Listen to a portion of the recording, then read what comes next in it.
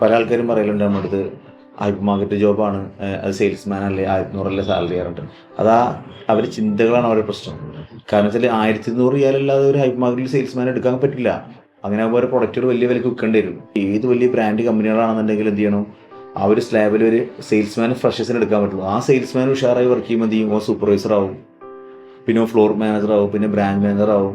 നല്ല കഴിവുള്ള ആളാണെങ്കിൽ അയാൾ ഒരു ബ്രാഞ്ചിൻ്റെ കമ്പനി ഇട്ടെടുക്കും. അപ്പം നല്ല കഴിവും ക്ഷമയുണ്ടെങ്കിൽ നമുക്ക് എന്ത് ചെയ്യാം, എവിടെ എത്തിപ്പെടാൻ പറ്റും. മനസ്സിലല്ലേ? നമ്മൾ കാലാകാലത്തും വെറും സെയിൽസ്മാനെ നിൽക്കേണ്ട. അതിന് വേണ്ടി ചില ആൾക്കാരുണ്ട്, ഇപ്പോഴും 1200 നിൽക്കുന്ന ആൾക്കാരുണ്ട്. അവർക്ക് ഇൻക്രിമെൻ്റ് ഗ്രോത്ത് ഉണ്ട്, അവർക്ക് താല്പര്യം, അവരങ്ങനെ നെയ്സിൽ പോകും. നിങ്ങളെന്താ ചെയ്യേണ്ടത് വെച്ചാൽ, നമ്മൾ ഒരു ഡിഗ്രിക്ക് ചേർന്ന പോലെ കരുതുക. ഡിഗ്രി 3 വർഷമല്ലേ, ഇത് 2 വർഷമുള്ളൂ ഡിഗ്രി.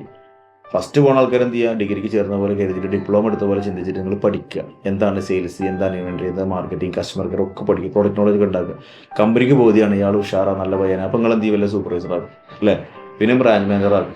കഴിവ് മാക്സിമം ഉപയോഗപ്പെടുത്തട്ടോ, അതാ പറയേണ്ടത്. അല്ലാതെ സെയിൽസ്മാൻ ജോബ് ഇതൊരു മോശം ജോബായിട്ട് കാണണ്ട. ആരെങ്കിലും നിങ്ങളുടെ അടുത്ത് ചിലപ്പോൾ പറയും, എന്തിനാ ഈ അതിനൊക്കെ പോണേ, ഈ പറഞ്ഞ പറഞ്ഞുകൊണ്ട് ഞാൻ 5 കൊല്ലം കഴിയുമ്പോൾ ബ്രാഞ്ച് മാനേജറായിട്ട് വരുന്നു പറഞ്ഞുകൊണ്ട്.